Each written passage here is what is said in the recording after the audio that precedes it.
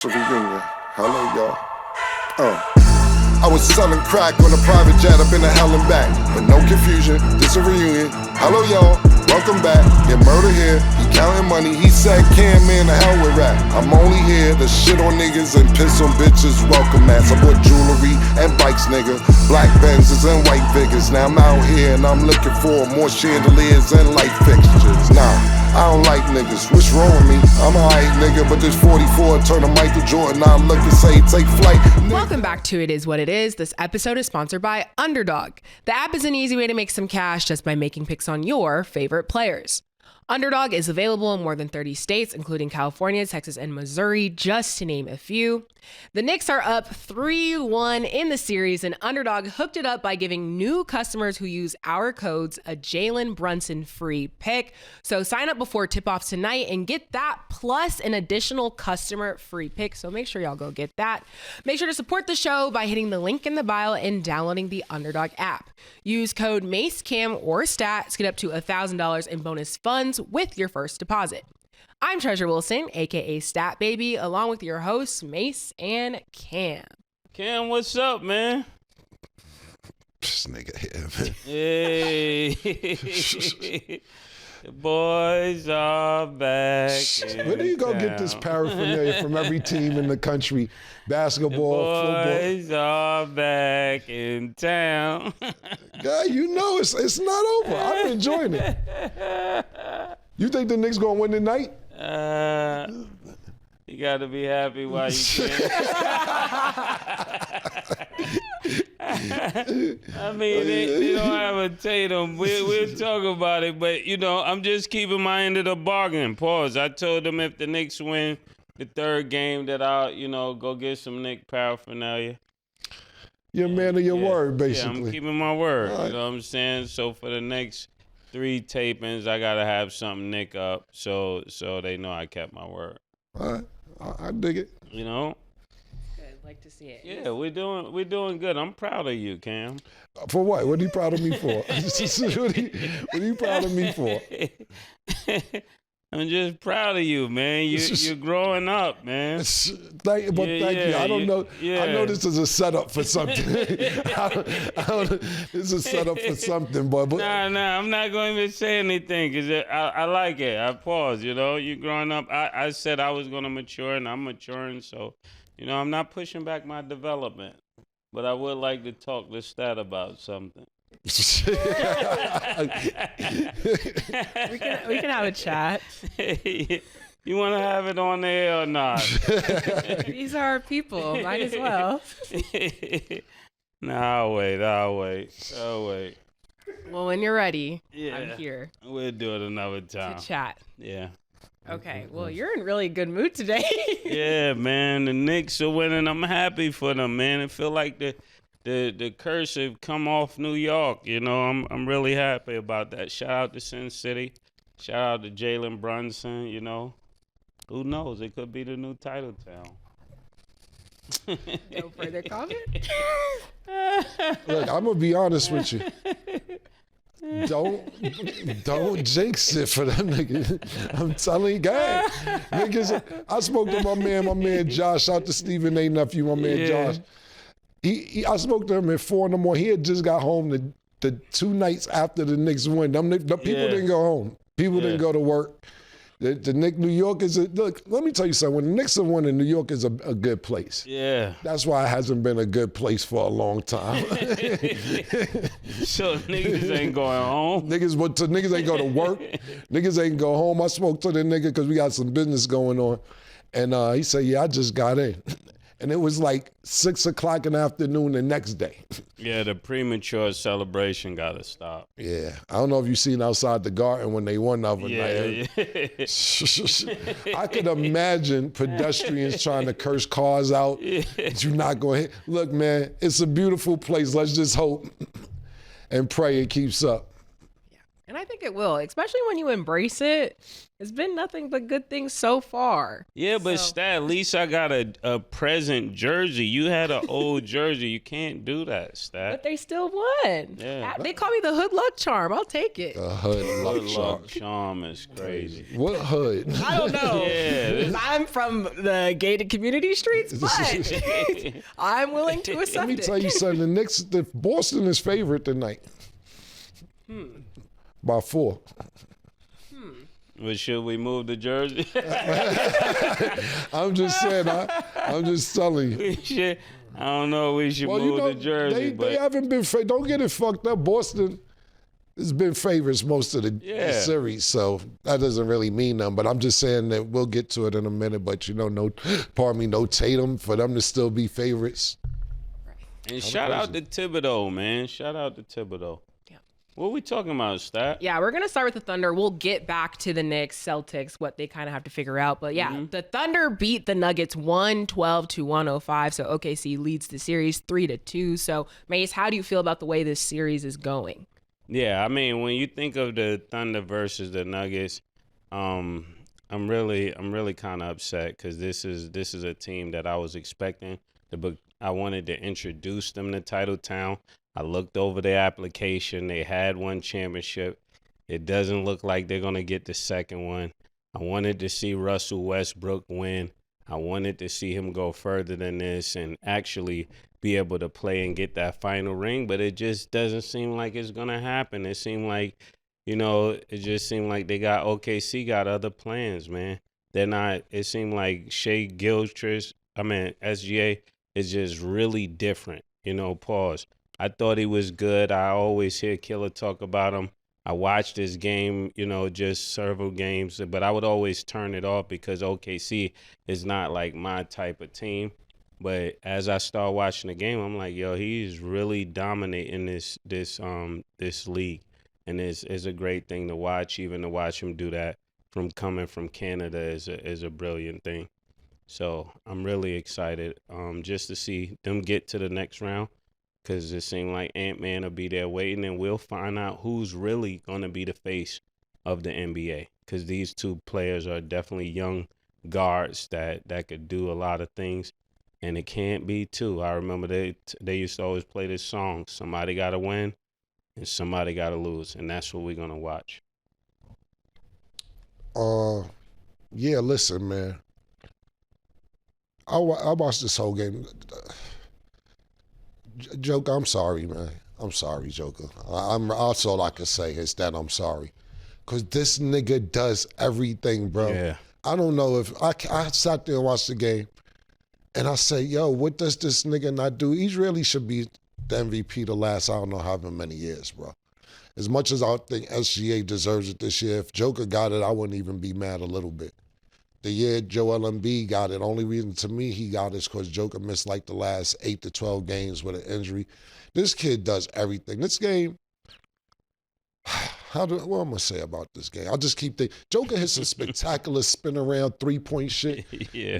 I couldn't believe what I was watching when I seen this shit. They was down, I think 5 or 6. This nigga, the game started to maybe get out of hand. This nigga hit a 360 on his toes, 3-pointer off one leg. Like, I'm sorry, bro. I'm sorry. That's all I can say. That I'm sorry. When you finish with 44 and 15, and then he would have more assists, but y'all niggas is not knocking down shots. Mm-hmm.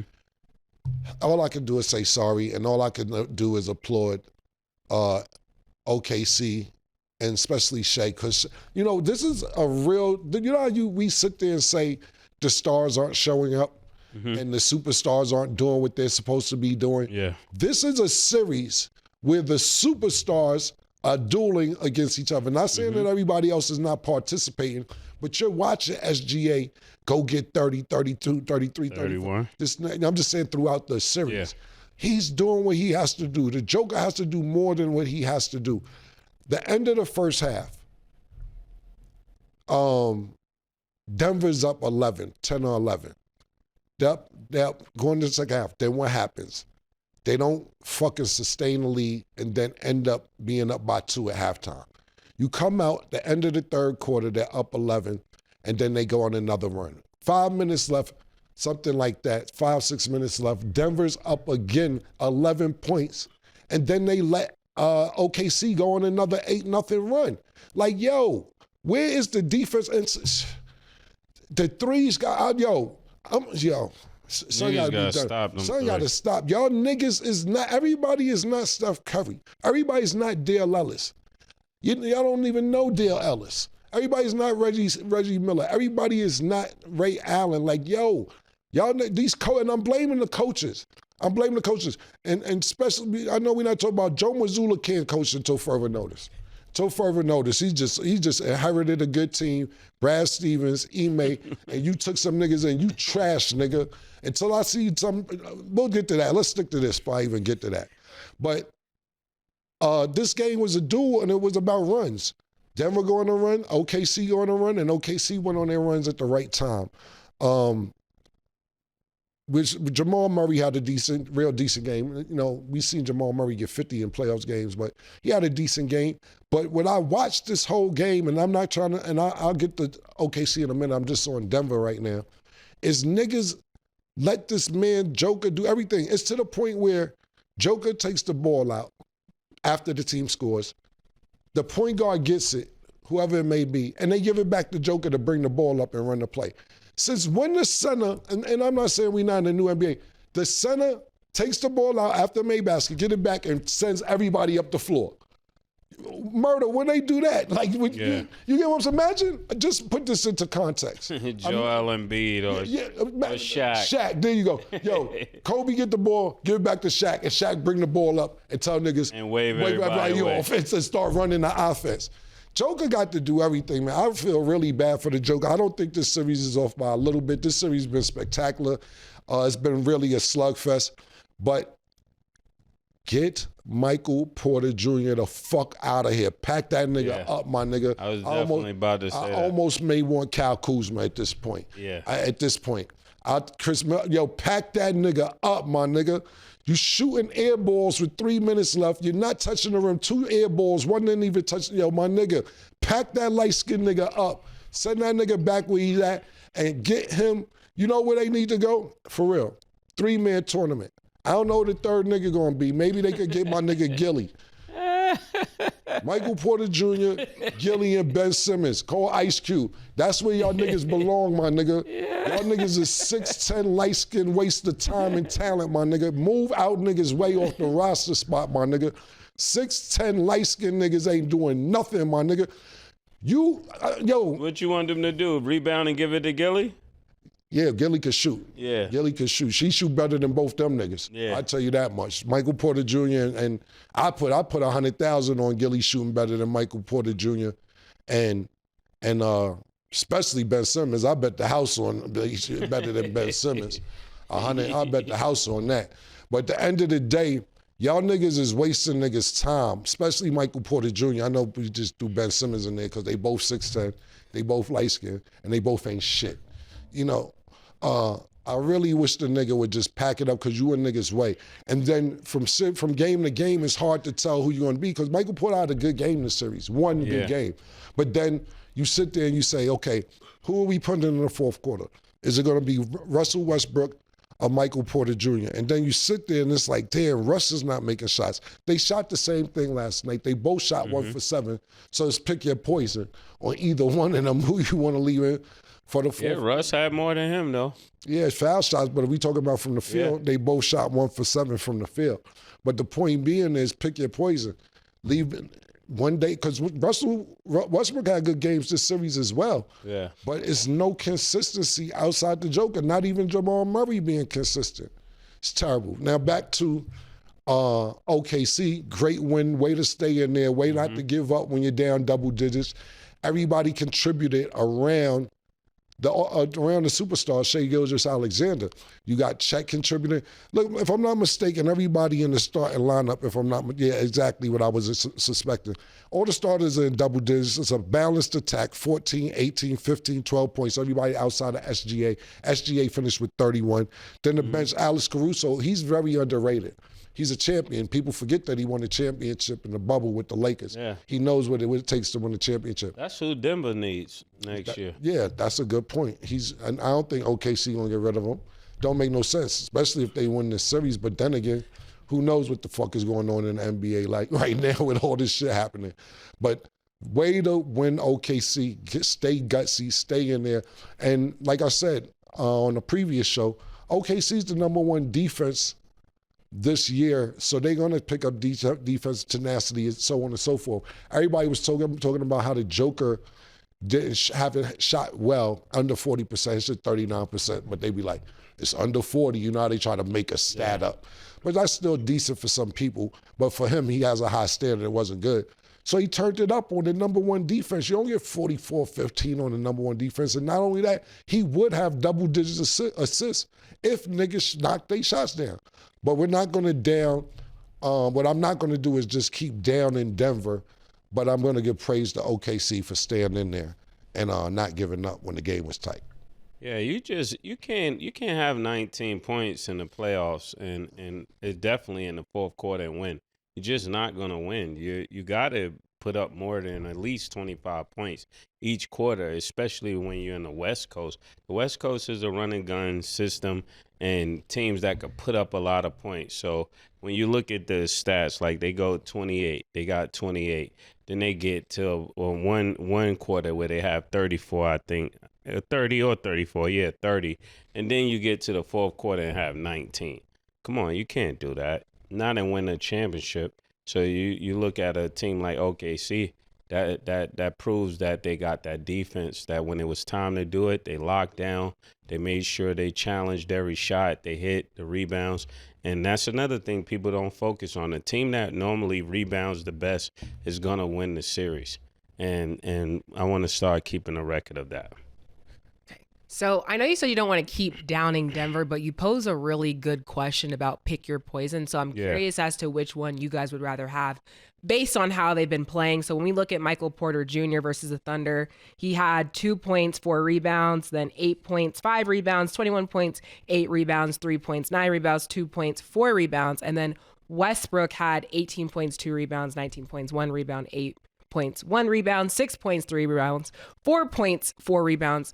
At this point, who would you rather have, Mase? Westbrook or Michael Porter Jr.? For me personally, Russell Westbrook, but because at least you know what you're gonna get. You know what you're gonna get. Even if he doesn't play well, his effort is gonna be there. Some players like Michael Porter Jr. is definitely better at this point, but sometimes it's not about talent. Like Killer said, the best ability is availability. And when you got somebody that's always injured or not sure if they're gonna play or not sure what player is gonna play, is just you'd rather just know what you're dealing with. Yeah, I'm not going to sit there and say Michael Porter Jr. is better than Russell Westbrook at this point. I don't give a fuck what the age difference is. Nigga ain't been playing good, but it's whatever you like. You know, I'm not even going to say that, but I totally 100% agree with Mase said.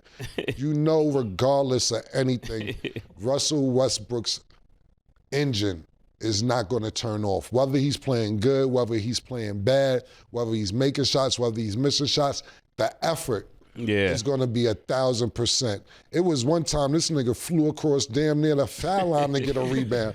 It's like, God damn, this nigga flying to get a rebound. So if you're asking who I'm going to pick, it's 100% Russell Westbrook, because I have to agree with Mase wholeheartedly. His effort is not going to ever stop. Sometimes, to me, his production is because of how much he cares, how fast he's going, how much he wants to win. And sometimes that, how would I say it? I don't know exactly how to phrase. More of the story is the shit he be doing be making him miss because he too hype. He runs too fast, so he's doing 2,000 miles per hour. Yeah, he's erratic because he wants to win. There you go. He's erratic because he wants to win that bad. Anything Russell Westbrook does is trying to win. Whether he's not hitting the rim, some shots, whether he misses a shot, whether he throws a bad pass, it's all in the sake of winning. Michael Porter Jr., some of these jump shots, I just don't even know. Because niggas be, you know what it is, Murder? Sometimes niggas be trying to look pretty on the jump shots when they do a look and kick their leg out so it's stylish and all that shit. Nah, you need baskets, man. Yeah. You need baskets. Nobody got time for all that. Kick your leg out so it look pretty and all that. We need buckets, nigga. Stat just said you had 2 points one game and 3 points another game. 6'10" equals 10 points no matter what. You're right under the basket. Look, Murder, you asked me the other day. 6'10" equal 10? Yeah, 6'10" should equal 10, nigga. You told me the other day, if I was 6'6", what would I be doing? Nigga, I'd be down there. Nigga, first of all, off a rebound, all these niggas, all this shit, trying to shoot a layup and then I'm trying to break a nigga fingers, paws on the rim, nigga. If I'm under there 6'10", I get a rebound. No, nigga, I don't give a fuck if I'm missing that, man. I'm 6'10". The basket is 10 feet. So then some of these niggas got, let's use for example. Wingspan. Yeah. I don't know what his wingspan is, but let's just say it's 6'10", or let's just say 7 feet. So that means because your body is there, so let's just say one of your arms is 3 feet, 2.5 feet. So if you let's round it off to 7. If you're 6'10", your arm is 2 feet to it. So you're fucking 9 feet without jumping. What are we doing? Miss a layup or do this shit and then throw it out for 3. You're 6'10" under the basket. That's how Charles Smith used to be on the Knicks. Yeah. And they used to that was exactly the same move. And he cost them a championship one year with the dumb shit. Another time, Patrick Ewing. This is some of the Knicks shit we scored about. Patrick Ewing, instead of dunking, he come through finger rolling, fuck the whole playoffs up. This is the shit that happens with the Knicks. Niggas are 7 feet at the basket trying to jelly. Trying to jelly. What are you doing? What are you doing?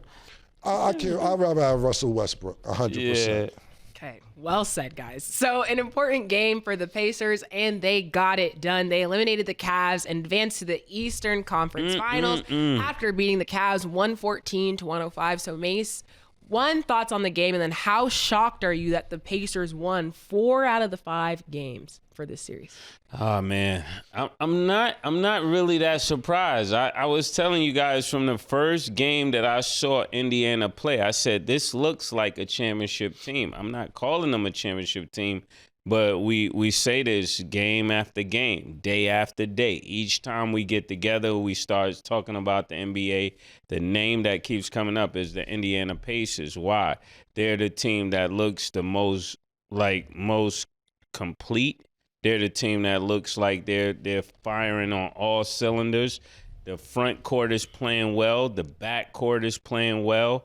The bench is coming off the bench, hitting shots, hitting big shots, playing on the level of starters. And when you got a team playing like that, and you got a future Hall of Fame coach and Rick Carlisle, this is just what's gonna happen. I think because they didn't have Garland, there was certain things that Cleveland just wasn't able to do. It put the ball in Donovan Mitchell's hands a little bit too much. Not that he couldn't get it done, but you need that sprint up the court to just keep everybody honest. If they would have had that speed pause from Garland, then it would have made that series a little different. But I think not having them the first 2 or 3 games kind of set the tone. And once somebody get confidence that I could beat you on your home court, I could beat you at Indiana, I think it was just a foregone conclusion. You can't let somebody get up 3-1 and think they're not going to go for the kill like anybody would. And hopefully Cleveland be back next year. But this is something I want y'all to pay attention to. I remember Tatum said this, and I'll save it for later. But when you have the opportunity to do it, you got to make it happen. And this was a Cavalier season. I want to go on the record. This was a Cavalier season. There's no way they thought that they would be out second round. They thought they would at least make it to the Eastern Conference Finals. And injuries are part of the game. Yeah, man, I just felt so bad watching this game, man. The injury bug caught Cleveland at the wrong time, man. I watched this shit because as much as we complain about players not being gutsy, not participating because of a toe, because of a finger, because of whatever. We're just all fans and analysts and so on and so forth, observing, knowing what we would try to do. But you can't put yourself on that level if you've never been on that level. I just know that when we used to play, and we never played on a professional level, so I can't talk as a professional, we would try and fight through the injuries. But watching Darius Garland this game last night, I was like, God damn, man. You know, this nigga got hurt a couple times in the game, limping up the floor, couldn't even make it back on defense, grabbing his back, grabbing his foot. And I was like, damn, man, I was just sitting here teasing this nigga about a toe injury, and he's out there. He went out there after, you know, nigga said he need to get out there, and this man was limping up and down the floor.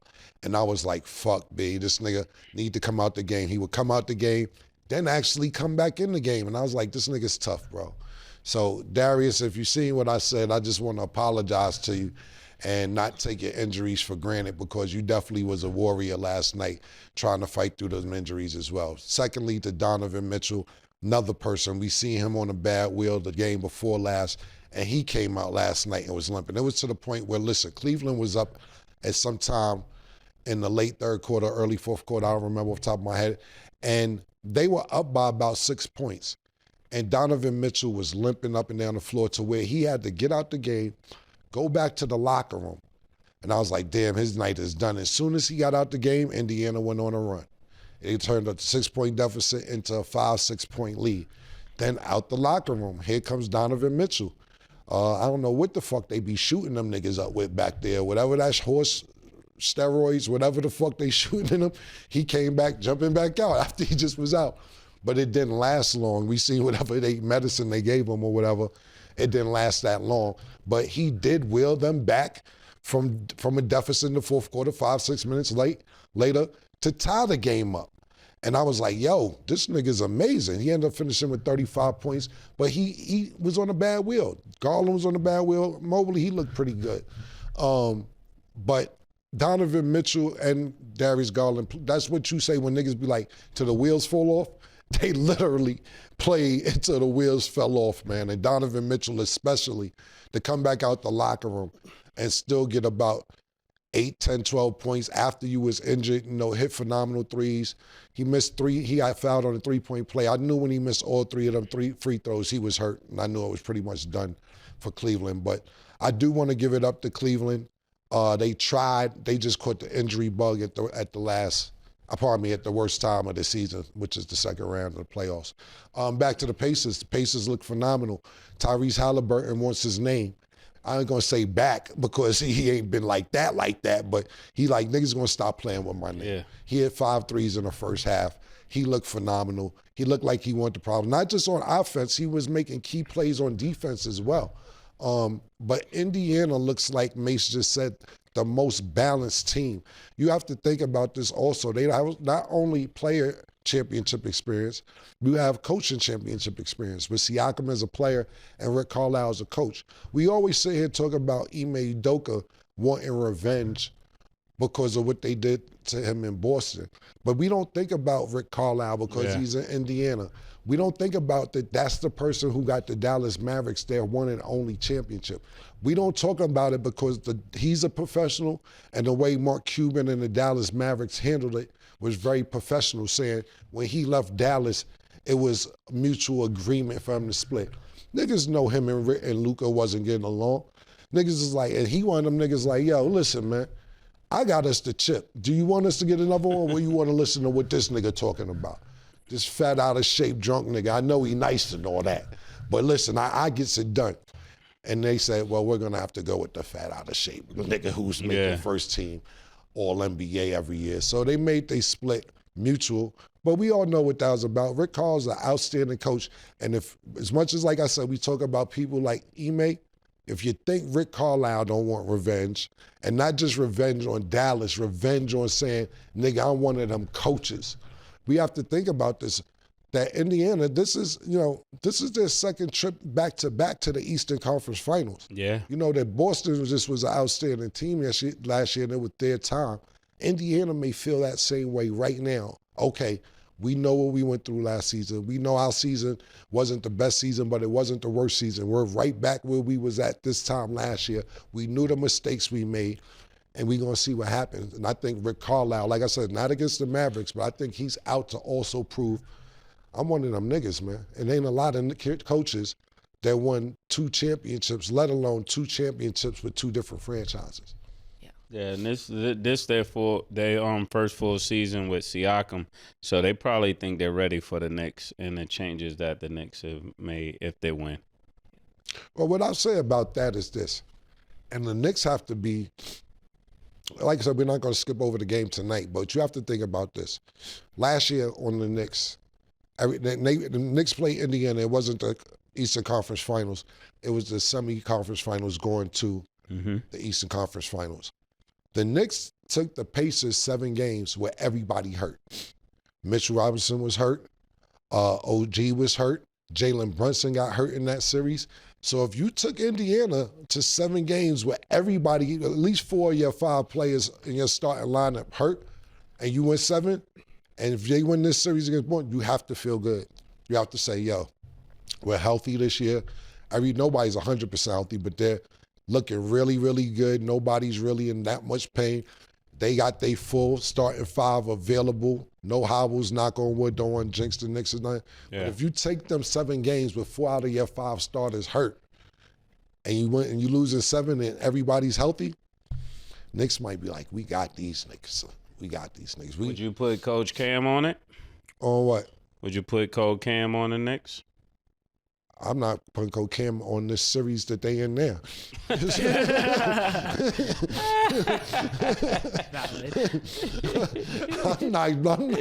won't catch me with the banana in the tailpipe pause. I'm not going for it, bro. When it happens, I'll be available. We'll talk about Coach Cam. Coach Cam is not putting nothing on nothing until this series is over. Valid. So back to the Cavs really quick, because they were on such a high, especially during the regular season, and to kind of see them exit this way. Yeah. So you said Cleveland will be back next year. Is injury really your only main concern, or is there something else that you feel like kind of needs to be worked out? Yeah, I think injury was my concern, because I think they started relying on Ty Jerome a little bit more than they would have had to if Garland is there. You know, when you bring Ty Jerome off the bench and he start, going and creating his plays, it becomes a beautiful thing. Pause when he's doing that, when you got Garland as the first option at the 1.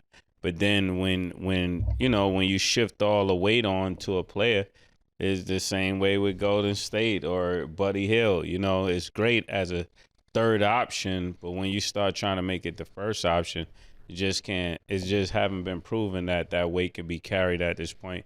But we're looking forward to him doing it next year with more confidence, more season under his belt. He could be a really good prospect.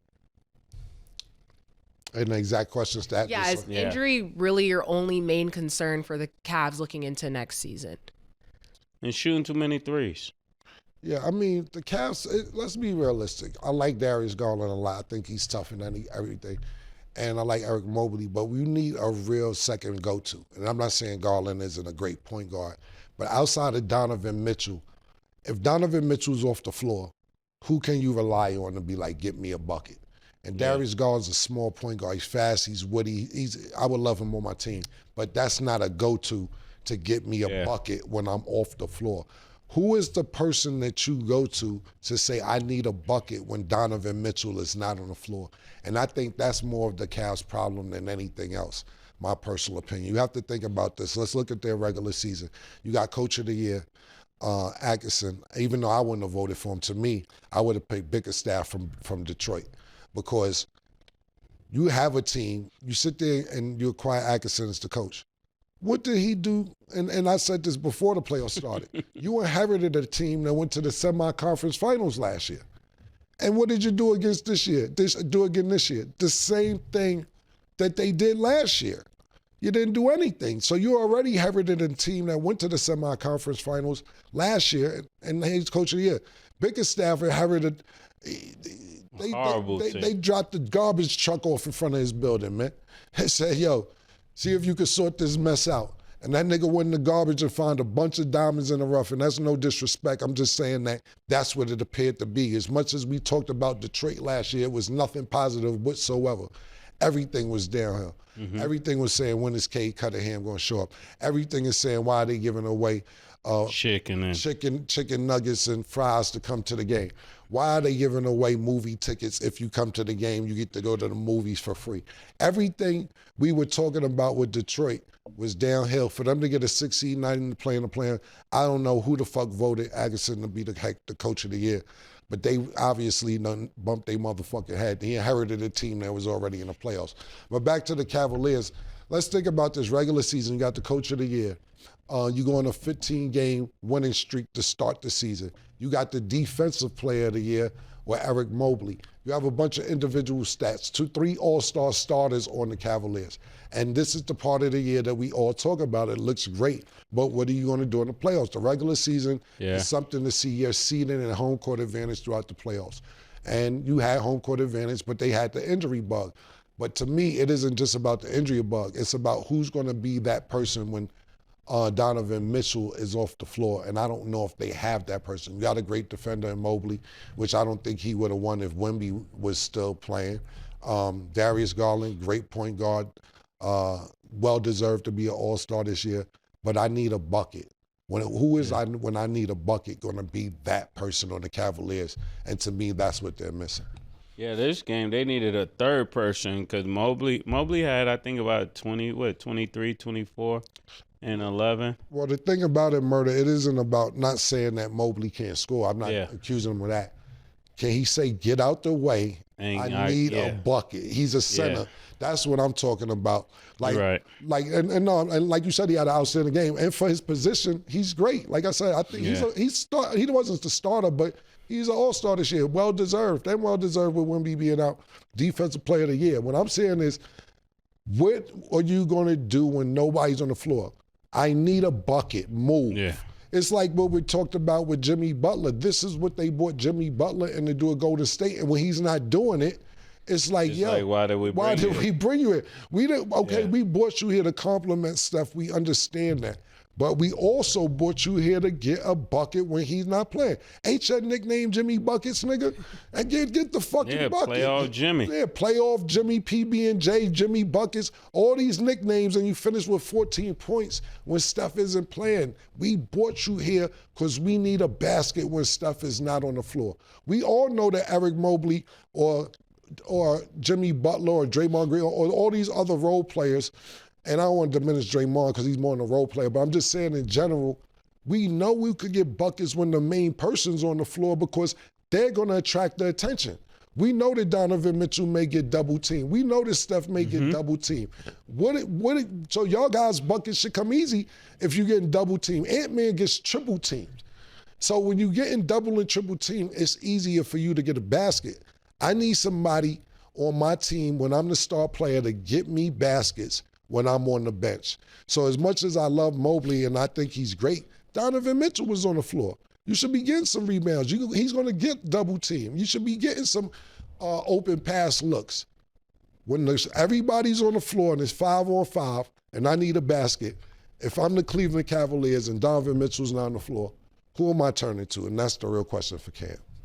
Yeah. Great question. And I'll just add, sometimes it doesn't translate, which is not an excuse because even right now, Max Strus, and I'm not putting him as like a first, second, third option, but he's going viral right now because he shared with the TNT reporter that before the game, he texted his teammates saying, if you don't believe, don't show up to work. And he finished the game 0-9 from the field. So not just 0-9, 0 points. 0 points, y'all. 0 points. Texting out. Yeah, that was his words of wisdom and encouragement. So it just didn't go very well for them. Jameis Winston. So encouragement, but it shows on different ways for different people. Shout out to Jameson. For sure. Okay, we're going to go to break. When we return, we will discuss the Knicks and the Celtics' next steps. Don't go anywhere. She called this thing about toxic. 4 years and counting. Got you feeling like an option. Maybe I'm my own problem, babe. She She tired of hearing I don't know. My stubborn in me won't fall. Dealing with this thing called trust. But she really thinking about it, wanna be free. Welcome back. So tonight, the Knicks will play the Celtics. Underdog has Derek White at 29.5 points, rebounds, and assists. Do you have him higher or lower, Mase? Lower. Come on, it's New York, big city of dreams. I don't know. That's a good one, to be honest with you, because they had him at 3.5 threes last game, and they came out smoking and hit 6 threes in that game. He had 3 threes in the first, 4 minutes. I said, damn, that nigga fucking the ticket up. I'm going to go higher. You're going to have to do more. It's points, rebounds, and assists, right? Yeah. They're going to have to do more without Tatum being there. Okay. I forgot Tatum's not playing. Yeah, it's going to be higher. Okay, Jaylen Brown's at 30.5 points and assists. Do you have him higher or lower, Cam? Should be higher, but who the fuck knows with these niggas? Beijing done got to the nigga brain, man. I don't know what the fuck going on with these niggas, but I'm going to give Jaylen Brown, put it like this. If y'all expect to have a chance, it better be high. But they really better hope it's Porzingis is playing. That's what they better hope. I'm going to give Jaylen Brown higher, though. Yeah, higher. Mase said he was Batman. Let's see. Yeah, I mean, he's Batman, and when he's scoring more than Tatum, they win a championship. So sometimes you got to know what role you got to accept in order to be at Titletown. And now I want to say this because this is the series that we really need to think about. Cat is at 31.5 points and rebounds. You have him higher or lower, Mase? Higher, man, higher. I'm going lower. Okay, make sure y'all download the Underdog app and you can make your picks too. So it is confirmed. I'm going with the Knicks on everything, man. This is team, man. Killer got to come back home, man.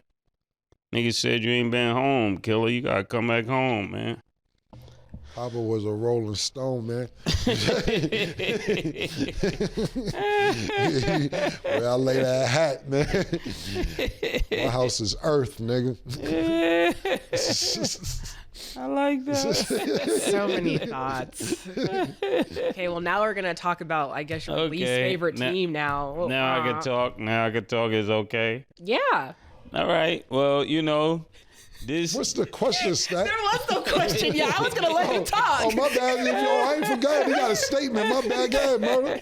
Nah, good. Now the floor is yours. You got to talk. Yeah, I was saying that, when Jaylen Brown is the leader of the team, they win a championship. And I remember, Tatum saying something a while ago. Shouts out to Tatum and prayers up for him. I really hope he get well really fast. But this is what I was saying a couple years ago, maybe a year ago, when they were saying that they got time. I don't know if you remember that. Yeah, I remember that. Like, we young, we got time. This is when he hit the floor, that was the first thing I thought about when he was on the floor. Like, when you're thinking you have time to do something, you don't have time. When you get the opportunity to do it, that's the only time to make sure it happens, because you just don't know what the future holds. So when you get an absolute shot, you got to make it count. You got to get that championship when you can. Yeah. Because every year teams get better, new people come in, there's new focus, and, people only remember the last thing you did. That is very true. And there's a lot of different layers to that, which we're going to get into that because you bring up really good points. So we now know that it is confirmed that Jason Tatum ruptured his Achilles tendon and underwent surgery. So I know we always joke about Superman and Batman, but in Tatum's absence, when looking at the future, looking into next season for the Celtics, do you guys think Jaylen Brown can step it up and take that role? You kind of started speaking upon that. Or do you think somebody else is going to have to fit into the role of Superman? Yeah, I think Jaylen Brown definitely has to take that role until Tatum comes back. And again, prayers up to Tatum. I know a lot of times we play around, but, tearing your Achilles is not a play thing. Like, it's one of the hardest things, I think, for an athlete to come back, because you need that first step, the explosion, pause, and all of that. But I think he'll be able to do it, and I think Jaylen Brown will be able to sustain the team. and not by himself. It could be done by committee. If you get Porzingis back, I think it's still a good game if Porzingis is back. I don't think it's a definite thing that the Knicks win if Porzingis is playing. But if he's not there and Tatum is not there, then it's going to be an all-night celebration. Niggas will be on the roof shooting. It'll be like 4th of July. Yeah, listen, I don't know what is going on with Porzingis, but you see it game to game. And to me, it's not a cold or flu or anything else because you could have got a flu shot, medicine, something. Something's going on where they're not disclosing exactly what the illness is. They keep saying a mysterious illness, but you see the fatigue. You see when he goes on the bench. You see him not producing like he produces in the regular season. You see him not getting minutes in the second half like he was. And they're not, without that, to me, even with Tatum, that was the ringer, so to speak, to put them over the top, including last year. You think about last year when they won that chip, Porzingis was hurt. He came back right before the playoffs, had some good games, and willed them to that championship last year to where I think they only lost 2 games in the playoffs last year overall. But he was the deciding factor. And we seen how the Knicks been exposing them without him. First round, they lost a game to Orlando, but he looked really good. And then the sickness, whatever it is, came upon him. And Boston hasn't looked the same since. I have no idea if Jaylen Brown can hold it down by himself because you got to think about this. To me, the reason why Jaylen Brown is so successful is because of Tatum also. This is really going to be one of those situations where you say, okay, let's see if Jaylen Brown is like that. Because I totally agree with Mase as far as last year is concerned, and even this year for that point. Jaylen Brown looked like he needed to be the 1A and Tatum be the 1B for them to win. And to Mase's point and credit last year, that's what it took for him to win. You know, you're the Eastern Conference MVP and then the Finals MVP. And he deserved that. But what I'm saying is this. You got to realize it's somebody else that causes attention on that floor. Without Tatum, the attention goes solely on you. Yeah. And let's see what happens when that happens. Not saying that Drew Holiday doesn't mean nothing. Not saying Derek White doesn't mean nothing. Or Porzingis. But you are the man right now, and you're going to get a lot of attention. Let's see what happens without Tatum there. And he got a chance to prove that he's worth the $324 million that they gave him. What I'll say is this, though, is even I meant to bring it up when we talked about Cleveland and Indiana. I've never seen this before, unless I just missed a few years of playoff experience, watching the playoffs throughout the years. Is who keeps blowing 20-point leads, bro? Yeah. That happened last night with fucking Cleveland. Cleveland in the second quarter was up 19 points. What the fuck is this? To where you keep blowing 20-point lead? I never seen nothing like it. And this is what I'm talking about when I keep talking about shooting threes, out of bounds players, and everything else. You're up 19 points, right? Or 20 points. Instead of keep getting deuces, you keep missing threes. What happens when you miss threes? When you miss threes, the rebound is long. Rebound. So when you get a long rebound, you're already off to the races on a fast break to where the other team can score. The point, yo, bro, when you're up 19, 20 points, 22 points, no more threes. Even if they shooting threes, you go 3 for 2, 3 for 2, 3 for 2, 3 for 2, 3 for 2, until they get down to about 8 points, 7 points. Stop shooting threes when you up 19, 20 points, and then you wondering how these 19, 20-point leads came back. We done seen it with the Denver series last series. Yep. We done seen this shit happen 2 times with the Knicks in Boston. We seen it happen last night, and it sent Cleveland home playing these games. 19-point leads, for playing 19-point leads, I never seen nothing like it. Yeah, murder, like. Yeah, niggas is playing. Yo, fam, it's one thing being up by 19. First of all, we up by 19, it's over. Yeah. You know, and that's in the first half. Up by 19 in the third and fourth quarter and be losing? Yeah. Yo, what is that? That's horrible coaching because the coach supposed to be calling timeout, switching the game plan up, putting new people in. If we up 20 points and somebody get 4 points back-to-back without us playing, we're ready to call a timeout. And definitely once they get 6 points, you're like, man, give me a timeout. Yeah, but Go get him. You know, take him out. To your point, Murder, I'll give you an example, right? And yeah, I agree with you 100%. Niggas sit there and get, say up 20. Niggas going at 8 point run. Timeout. They come out timeout and shoot a 3. Yo, my nigga, this is what got y'all in this predicament in the first place. You're up 20, stop shooting 3. I don't care if you wide open for the 3. Go to the basket, get the offensive. Do something, my nigga, because this is not working. It is too many double-digit leads getting blown game after game after game after game.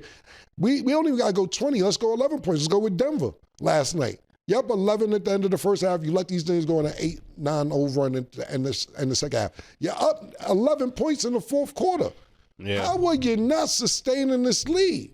And shooting threes is a bailout for the defense. There you go.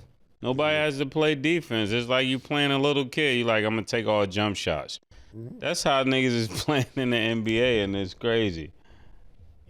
So Boston obviously is going to have to adjust to a lot of change, especially with Jason Tatum being out. But not to be dramatic, people are saying that they feel like this is going to be an end of an era for Boston as of right now, what they've built so far. Mase, do you agree with that? Or do you feel I don't think I definitely wouldn't blow up this team.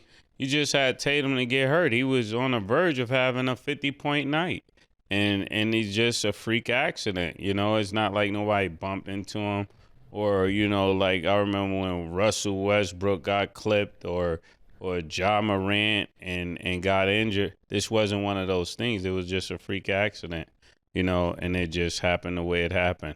And anybody that has ever torn an Achilles know how that happens. You just don't see it happen. You don't see it coming. Pause. It's just fire going up the back of your leg. Yeah, look, man, that'll be all right. Jason Tatum is 27 years old. I think Kevin Durant is 30, 32. I think he might have been 31, 32 when he tore his Achilles. Kevin Durant's still all world right now. It's about the rehab and making sure you committed to it. And with this new medicine and new technology and so on and so forth, Jason Tatum should be all right, man. He's young enough for it. You think about Kobe, even though Kobe came back and he necessarily wasn't the same.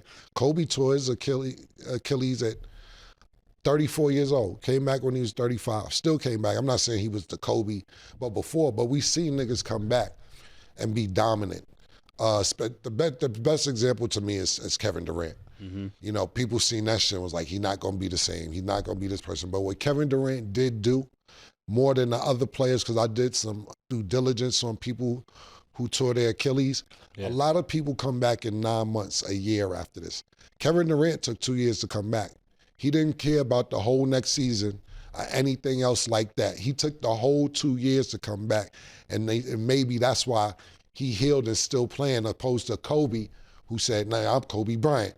I can beat this." Save me up, But what I'm saying is Kobe came back in less than a year, and like, you know, you sit there and say, I'm Kobe. Kobe came back. It was up to Kobe, he probably would have played in 60 days. You know what I'm saying? Sometimes you got to let that thing heal. But what I do want to give Jason Tatum credit for is because this is how much he wants to play. And when I say that, I mean this. All morning, people were waiting for the report on what happened to him.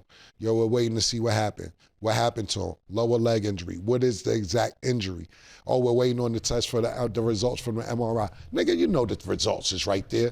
What are we waiting on? But time that they announced that it was an Achilles, his surgery was done. He already got but time. So the point being is when they announced what the injury was, at the same time, the press put out Jason Tatum went under successful surgery for a torn Achilles, because that's one of them shits like, how long it take me to come? Do my shit now. Get me to the best. Get me back up to Boston. Get me under the knife pause and let me get the work. Let them get the work pause, because if this shit take 9 months, a year, 16 months, I might as well wait, not even wait. Let's get it done now. So I give him the testament of not even waiting. Sometimes you hear about these injuries like, on Thursday, he's expected to go surgery. But by the time we found out what that injury exactly was, even though we all suspected it would be Achilles, the surgery was done. So I take that as Jason Tatum say, I need to get back out there as fast as I can. You ever tore your Achilles, Killer? Nah, I tore all the ligaments in my ankle, though. That was pretty painful. Stat, you know about the Achilles? Yeah. I never tore any broke. Yeah, I tore my Achilles, but I didn't even get surgery. I just put the boot on and had the cast on, and they say sometime without surgery it heals even stronger. That happened to Sin. Sin was playing Sugar Dugger 1-on-1 out here, matter of fact. He reached and tore his whole Achilles. But he didn't have to get surgery either. Shout out to Suge. Suge had him on the floor holding his leg. We had to take nigga to emergency room. You was there, Larry? Yeah. Yeah, we had to feel take nigga. like fire going up your leg. Don't ever break. Don't ever break Pause. Don't ever get your Achilles torn playing Sugar Dugger 1-on-1 because he gonna say he shook you out your Achilles. And he plays serious too. He's not that good. He's not good. I've seen him do a little. That's what make it worse. Yeah. He's not good. Okay, so last thing, we're gonna just make this a little learning lesson because I'm curious on what you guys' advice would be, and I like posing the questions in this way. So, Jayden Daniels' mom, Regina Jackson, spoke on protecting her son from women who prey on millionaire athletes and responded to the backlash she receives on social media. She said he's been very acclimated in sports since he was young, but he doesn't know the business world. He doesn't know the predators or the vultures that could be out there, so he feels very comfortable in knowing that not only am I educated and qualified to do it, I'm also his mom. So I don't want this to be about her parenting because that's her son. She can, parent however she chooses to parent. But I'm curious from you guys, what's some advice you wish you learned sooner when dealing with women entering the space of fame and money? Man. That's interesting because what she's basically saying is he's not ready. She told the whole world he's not ready. That's a fact. And he might be. He might be a lick. Pause. That's a fact. That's what she told everybody. Yeah, he's. In hindsight, because if you're walking around with him, they just like, we got to get him away from his mother. Once we get him away from his mother, we good. Yeah. You go over there and ask her this. I'm going to go over there and give him the number. They're going to just have to tag team. Yeah. But what I think, what I could have learned, I think we learned everything we needed to know. But what do you wish you learned sooner? I kind of knew everything. Oh. What about you, Killer? I think we by the time we was 10, we saw so much. It was by the time you get 14, I was 28. Yeah. By the time I got 21, I was 50 years old. Yeah. Well, listen, what I'll say is this before I tell you about what I learned and shouldn't have learned about Jayden and his mother. What I took, and I don't put this in street terms, I don't mean to be disrespectful about what I'm about to say, but I took it as she said, this nigga's slow. This nigga's they gonna get this nigga. So I got to stay by this nigga's side. Yeah. This nigga right here, I remember. She doing her part though. Yeah, I dig it. Listen, let me tell you something. This is a true story. My son was about 11. And then 11 to 12, maybe 13, he was still in middle school, maybe 7th grade. So he comes back from the store, and this nigga got a shopping cart full of Valentine's Day candy, about 15 heart candies, the heart joints. I said, what are you doing? You got a little shorty in school and all that? He said, no, one, I was going to give them to all the girls and, pass them out to all of them. I was like, all right. I ain't against that. All of them, I see where you're going with it. You know what I'm saying? He's like, yeah. So, me and his mother wasn't together at the time. He comes see me on the weekends. He went home that weekend, that Sunday, to go to school Monday. His mother called me and said, you know what the fuck your son trying to do? The fuck is he talking about? He going to give all the girls fucking hearts in school and all this shit. You knew about this? I was like, I heard about him. I don't really know exactly what he was saying. Yeah, this nigga bugging the fuck out talking about he giving everybody hearts. I said, is it really wrong? Is it really wrong, little Romeo, son? He's like, he ain't doing it, Cam. And if you supported this, I'm telling you now, he's not doing it. I'm not letting him take one candy to school for none of the girls. And I was like, all right, it didn't work that way. But I'm just giving you a protective mother's point of view, even though this is a nigga with just heart candy. This ain't a nigga with $28 million of dollars. Yeah. You know what I'm saying? And we're talking about 11-year-old as opposed to a 24-year-old also. But that's what I get from it. I get that same vibe. Like, if it was up to this nigga, he'd be broke right now. Yeah. That's what this mother's giving me. Yeah, that's what she basically saying. Sometimes you know that. Sometimes you train a child, but then after you train them, you know they still don't got it. You know, and you gotta stay around. Yeah, listen, She man. said, I gotta watch. I'm protecting my investment. 100%. That's one of those situations. And I support it. She might knock on the door and said, I just slipped a condom under the door. Make sure you strapped in there. Like, listen, and back to something I could have learned. No, Mase, I just say made it great. By the time you're 10, you're 14. When you're 14, you're 28. When you're 28, you're 62. Growing up at home, let me tell people, and not just the streets, and not just women, and not just anything.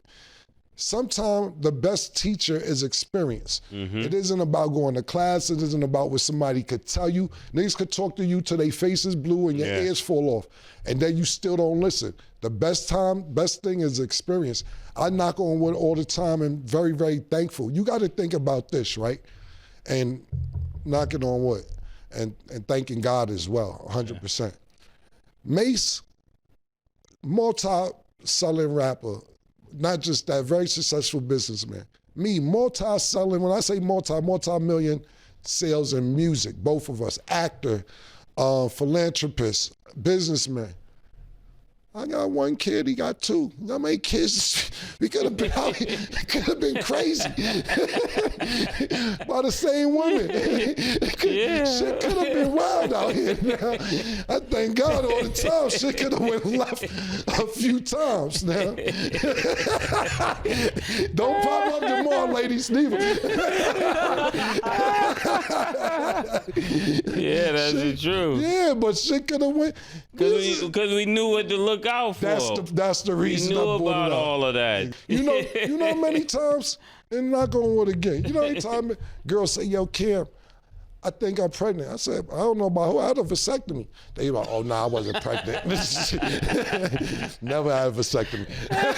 You ain't gonna fool me. I fooled you. This is what I'm trying to tell you. All them games that girls play. Letting a girl give you a condom. Yeah, exactly. I think we should use protection. Right.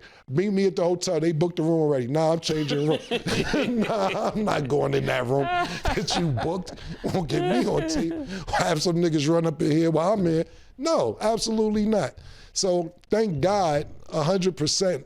To me, what Mase was trying to say, and I can't speak for him, but from what I got from what he's saying and what I'm saying, the best experience is teachers because, listen, man, we ain't never had a problem with no bitches. Before the music, the bitches never been a problem. You know what I'm saying? That was the last thing was a problem. They became problems when we started getting some money. Like, yo, get away from a nigga, man. I nutted, I gotta get back to this money, man. You know, I remember Mase used to, and I'm not bringing, I'm talking about high school. Mase used to fight girls off of me. I see Mase walking routes that he shouldn't be walking school that way. He walking this way. You know, I'm just saying, where you going? I'm seeing third period. Nigga. Listen, I'm just saying it never really been a problem. So thank God, and that's like I said, a lot of shit could have went left, but thank God that before any success or money that you had a couple joints, you know what I'm saying? Yeah, that's a great point. Well, there you have it, y'all. That's all the time that we have for today. Thank y'all for watching. And as always, it is what it is.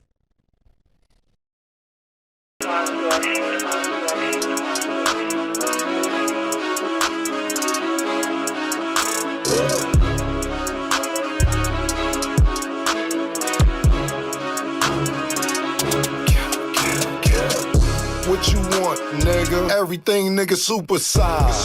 Two Big Macs, like when they doing them 2 for $5.